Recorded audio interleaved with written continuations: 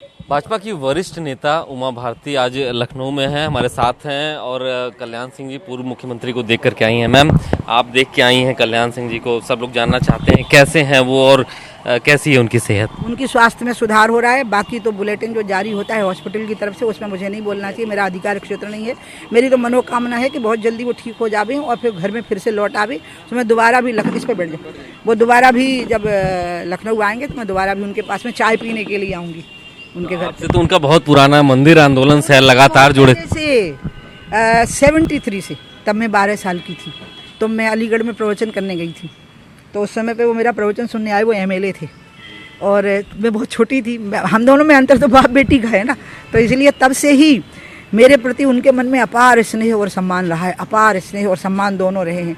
और मैं उनको मानती हूँ कि जो भाजपा का व्यापक आधार खड़ा हुआ उसकी पहली आहुति उनने डाली थी, क्योंकि भाजपा को पिछड़ों की पार्टी नहीं माना जाता था और यही भाजपा की कमजोरी बन गया था कि जितने भी पिछड़ों के नेता थे वो राष्ट्रवादी सोच नहीं रखते थे, चाहे वो लालू हों, चाहे मुलायम हों या मायावती जी हों, ये राष्ट्रवादी सोच के विरोध में थे। ये पहली बार हुआ जब कल्याण सिंह जी उत्तर प्रदेश के मुख्यमंत्री बने कि राष्ट्रवाद और विकास उसका मेल हो गया, पिछड़ा और राष्ट्रवाद का मेल हो गया, राष्ट्रवाद और विकास का मेल हो गया। उसकी पहली आहुति कल्याण सिंह ने डाली। अब तो मोदी जी प्रधानमंत्री हैं, अति पिछड़ी जाति में पैदा हुए व्यक्ति, लेकिन सर्वजन समाज में स्वीकृत हैं। उनकी जाति पे अब किसी का ध्यान ही नहीं जाता है, क्योंकि सर्वजन समाज ही नहीं, सभी संप्रदाय पूजा विधियों के लोग उनका सम्मान करते हैं, उनको अपना मानते हैं। जो चीज़ कल्याण सिंह जी ने शुरू की थी एक फूंक मार के, उसको एक प्रचंड ज्वाला में बदला है मोदी जी ने। इसलिए बहुत महत्व है कल्याण सिंह जी का भारत की राजनीति में, भाजपा की राजनीति में नहीं, भारत की राजनीति में, और उत्तर प्रदेश में अभी उनकी बहुत ज़रूरत है। आपने तो उनके साथ भी बहुत क्लोजली काम किया है, तो क्या फ़र्क आपको दिख रहा है कल्याण सिंह के समय जी की भाजपा का और आज नरेंद्र मोदी की भाजपा का? उसमें तुलना नहीं करनी चाहिए बाबा। पहले क्या होता था, मेहनत बहुत करनी पड़ती थी, अब हाईटेक हो गया है मामला, अब और कठिन भी हो गया है, क्योंकि अगर आपकी अप्रोच जल्दी हो रही तो आपके विरोधी की अप्रोच भी जल्दी हो रही है।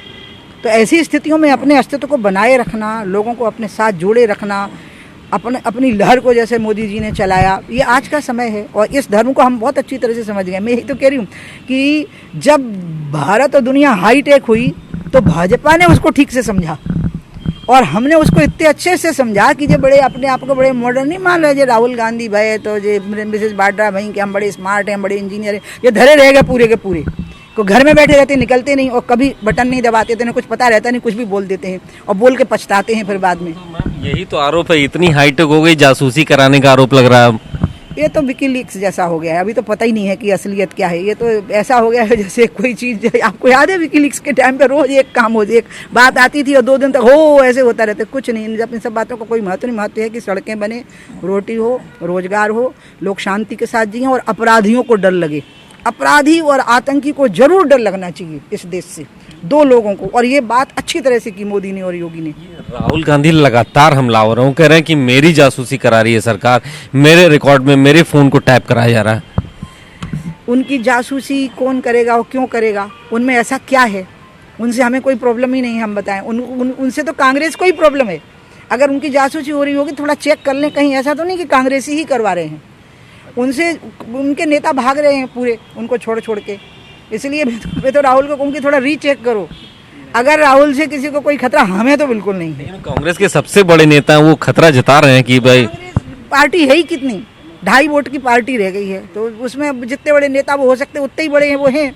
और वो हाईटेक अगर हैं तो सिर्फ टीवी भी देखने के लिए होंगे या मोबाइल चलाने के लिए होंगे, बाकी समझ तो उन्हें है नहीं, इसलिए उनको लग रहा है जासूसी हो रही है और उसके कोई प्रमाण वो दे नहीं पा रहे। इसमें तो आप पढ़िए ही मत, हमें किसी की जासूसी करने की जरूरत नहीं है। मोदी बहुत बड़े नेता हो गए हैं, हमें किसी से कोई डर है क्या? हमसे डर रहे हैं, सब कांप रहे हैं हमारे मारे, इसे हमें कहाँ डर है? जासूसी तो आदमी तब कराता है जब वो डर रहा होता, हम नहीं डरते किसी से। बहुत से विरोधी, ममता बनर्जी दिल्ली में सभी वरिष्ठ नेताओं से मुलाकात कर रही हैं। उत्तर प्रदेश में अखिलेश यादव हैं, वो लगातार खड़े हो रहे हैं, ओवैसी हैं, तमाम एक बड़ा समीकरण बन रहा है, शरद पवार खड़े हो रहे हैं। तो आपको नहीं लगता कि अब काफ़ी लोग इस चौतरफा भाजपा पे हमला कर रहे हैं इस समय? यूपी चुनाव भी है नज़दीक।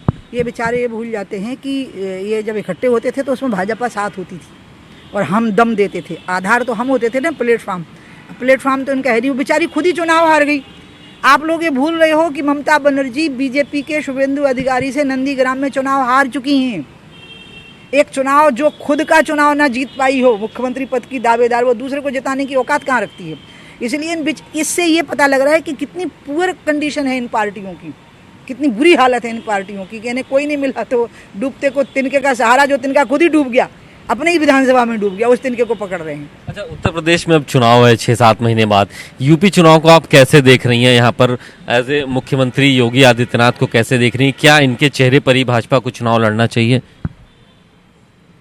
ये सब तो मैं तय नहीं करती। मुझे एक पता है कि योगी जी ने बहुत अच्छा काम किया, उनकी सरकार ने बहुत अच्छा काम किया, उनने बहुत सारे मिथक तोड़े, गेरुआ वस्त्र को एक गरिमा प्रदान की कि गेरुआ वस्त्र वाले लोग राजदंड भी अपने हाथ में ले सकते हैं और ठीक से अपने हाथ में ले सकते हैं। आप भी रही हैं मुख्यमंत्री? हाँ, मैं मुख्यमंत्री रही हूँ और यहाँ भी 2017 के चुनाव में मेरा चेहरा जो 4 दिखाए गए तो उसमें चेहरा एक मैं भी थी, यहाँ पर भी थी, मेरा चेहरा यहाँ भी था और मुझे बहुत खुशी हुई थी। मैं योगी जी को अपने से बेहतर वर्जन मानती हूँ क्योंकि मैं थोड़ा मुखर ज़्यादा हूँ, वो बोलते कम हैं करते ज़्यादा हैं और मेरा क्या है, आई एम वेरी एक्सप्रेसिव, तो इसलिए और वो बहुत टॉलरेंट हैं और वो एक्सप्रेस कम करते हैं, तो मैं उनको अपना बेटर वर्जन मानती हूँ।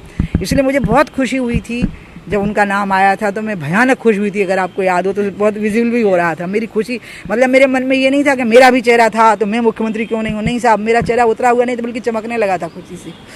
तो क्या कैसा कंपटीशन देख रही हूँ उत्तर प्रदेश में? वो बेटर वर्जन आप करें, लेकिन कंपटीशन भी बहुत है उनके, ओवैसी भी आ रहे हैं यहाँ पे चुनाव। आप क्या कैसी बातें कर रहे हो, आप क्या कह रहे हो? आप लोग दिखाते हो उन लोगों को टीवी पे क्योंकि आपका धर्म है ये कि आप विपक्ष को भी दिखाएं, लोकतंत्र की मर्यादा आप रख रहे हो, तो हमारा कथन देते हो तो उनका भी कथन आप दे रहे हो, लेकिन आप खुद असलियत से वाकिफ हो तो आधारहीन अस्तित्वहीन लोग हैं ये लोग। एक आखिरी सवाल मैं लूंगा, राम मंदिर का निर्माण हो रहा है, आप राम मंदिर आंदोलन से शुरुआत से जुड़ी रही हैं, उत्तर प्रदेश में चुनाव है 22 में, तो क्या राम मंदिर एक बड़ा मुद्दा होगा इस बार? ऐसा लोग कह रहे हैं कि बीजेपी इसको अपने पक्ष में भुनाएगी। राम हमारे लिए हमेशा आस्था का विषय रहे हैं। हम 1993 का चुनाव हार चुके हैं 6 दिसंबर के बाद, तब भी हमने राम को नहीं छोड़ा और 98 के चुनाव में हमारे मैनिफेस्टो में राम मंदिर रहा। इसलिए मैं आपको कह रही हूँ कि राम हमारे लिए वोट से जुड़े हुए नहीं हैं, हमारी आस्था से जुड़े हैं। राम का नाम इस देश की प्राण शक्ति है, राम राज्य देश का आदर्श राज्य है। हमने कभी इस पे कम ज़्यादा नहीं किया है, हम कभी बैक एंड फोर्थ नहीं हुए हैं राम के नाम के मामले पे, विपक्ष हुआ है। इसलिए विपक्ष को अगर ऐसा लग रहा है तो मैंने आपको कहा ना, मैंने सुना भी है कि अगर पूरे टाइम एसी चलाओ और खिड़कियां बंद रखो तो दिमाग कम हो जाता है। इन सबके दिमाग कम हो गए हैं, इनको याद नहीं कि हम तो हमेशा राम का नाम लेते हैं, हार जाएं तो लेते हैं, जीत जाएं तो लेते हैं, मर जाएं तो लेते हैं, जिंदा रहें तो लेते हैं। ये बहुत धन्यवाद हमसे बात करने के लिए। तो उमा भारती जी लखनऊ में हैं, कई मुद्दों पर उनसे बात हुई है और उनका कहना है कि आने वाले वक्त में भी एक बड़े मजबूत सरकार बनाएगी उत्तर प्रदेश में योगी आदित्यनाथ की अगुवाई में, और केंद्र में लगातार बीजेपी और मजबूत होती जा रही है। कैमरामैन जितेंद्र के साथ अभिषेक पांडे, भारत समाचार, लखनऊ।